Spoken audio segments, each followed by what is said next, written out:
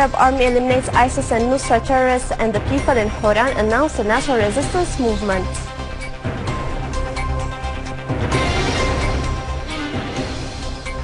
The British authorities announced a state of high alert on royal palaces fearing attacks by ISIS.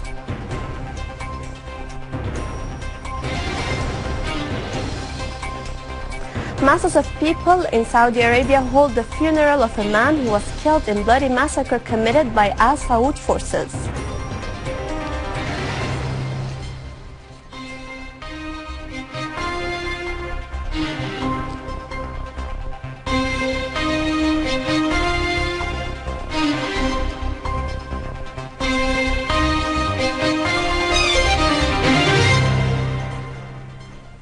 Good afternoon and welcome to our news bulletin. A source at the Ministry of Oil and Mineral Resources said that 2 terrorists detonated a car bomb at the entrance of the gas facility south of the central region and Ebla in Homs countryside, as guarding forces repelled them. The attack resulted in human losses and minor material damage. The source added that the infrastructure of the gas facility was not damaged by the terrorist bombing and that the 2 gas factories are still in service.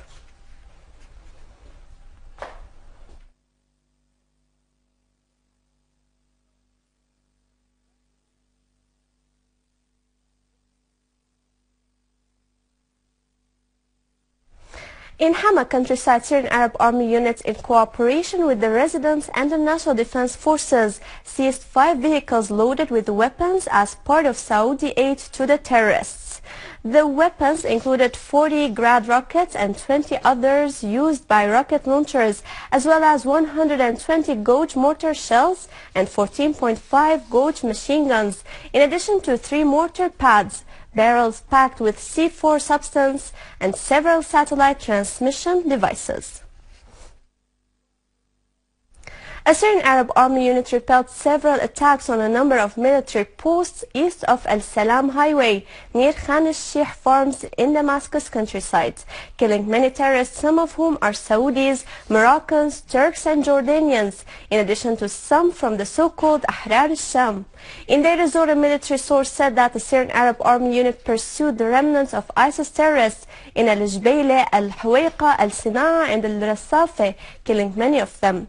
In Damascus countryside, Syrian Arab Army units also pounded several hideouts of al-Nusra and destroyed a warehouse for arms and rockets, as well as a mortar pad and 2 vehicles equipped with heavy machine guns in the villages of Kitf al-Ruman, Saqiyat al-Kirt, Khan al-Joz, al-Qasab and al-Furulluq preservation, killing many terrorists.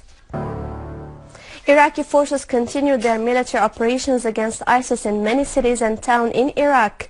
Military sources asserted that police forces, Salah ad-Din operations, and the People's Defense units are in fierce battles against terrorist gangs in al-Dlu'iyya and east of the Tigris in Salah ad-Din Governorate. Deir ez-Zor Governor Mr. Muhammad Qaddour Al-Ainiya has said that all facilities are offered to the humanitarian international organizations in the province. In a meeting with the coordinators of the international organizations, he called on cooperating and coordinating with the governmental bodies to eliminate all obstacles that they might face. For their part, coordinators of the international organizations have hailed the support of the governmental bodies to make their work a success. British authorities have ordered guards and security men of the royal palaces to be on full alert in a precautionary measure against any attacks by ISIS in Britain. The British Daily Mirror newspaper has indicated that this measure has been taken following warnings by the British intelligence. For his part, Austrian President Hans Fischer has underlined the importance of combating and uprooting terrorism.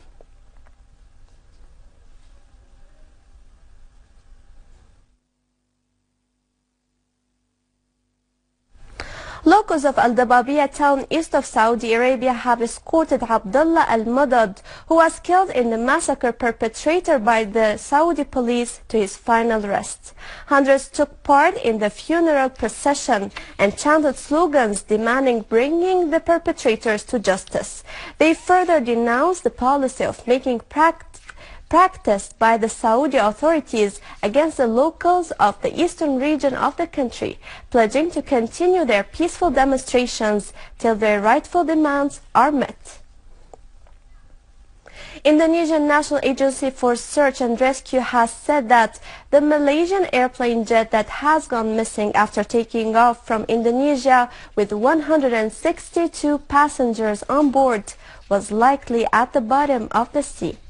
Noteworthy is that this is the first major accident that AirAsia company has faced since it launched its first flight 13 years ago.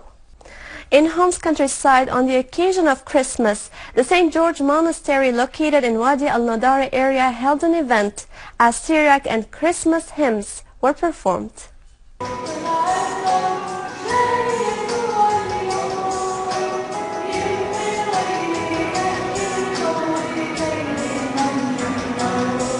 The national hymns were performed by the choir and children's choir of the monastery with singer Linda Bitar.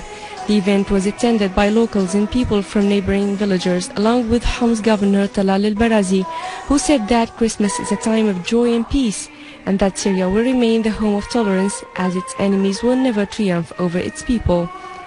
The monastery's abbot, Archimandrite Damaskinos al-Qadi, said that this event seeks to emphasize that Syria is doing well and to pray for security and stability in the country, while the monastery also held an exhibition featuring Christmas theme by children and handicrafts.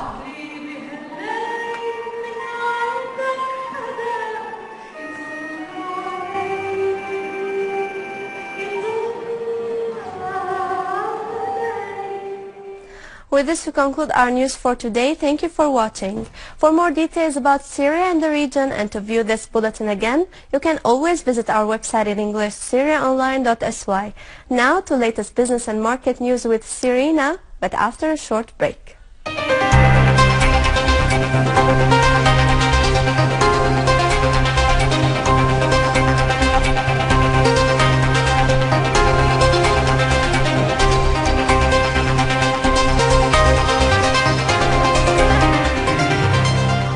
Good afternoon. Prime Minister Wael al-Halaqi stressed that the agricultural sector in Syria is one of the sustainable sources of development, as many rely on that sector for establishing self-sufficiency and food security.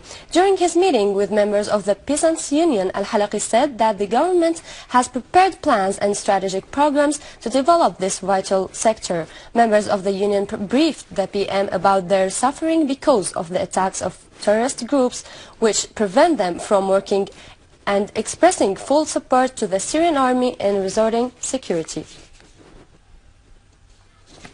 Minister of Agriculture Ahmed al-Qadiri asserted that the Syrian government will continue supporting the agricultural sector in Syria, as the amount of the subsidies provided by the government has reached 1.5 billion Syrian pounds this year, in addition to planning for building 3 dams.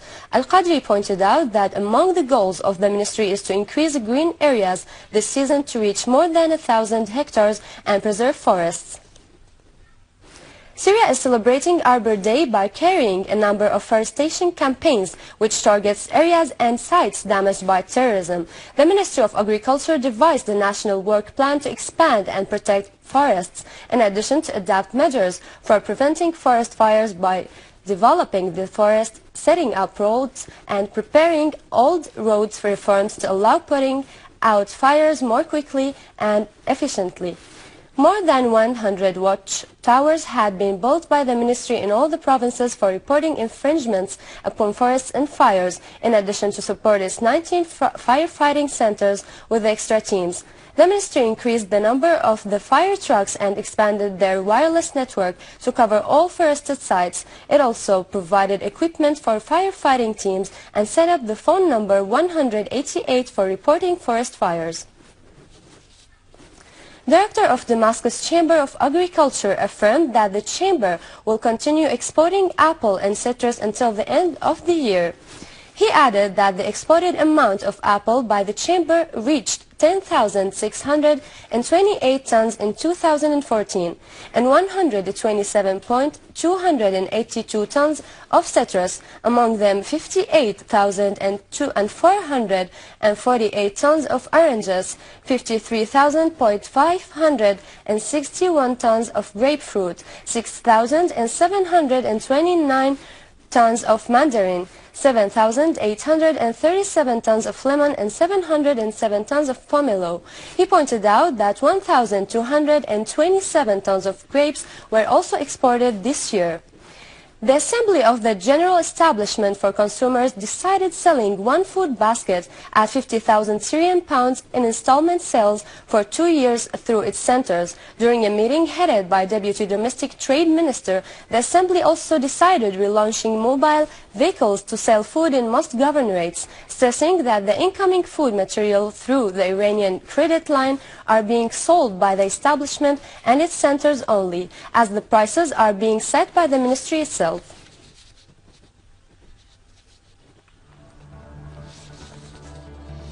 And now over to some main currencies exchange rates according to the bulletin of the Central Bank of Syria.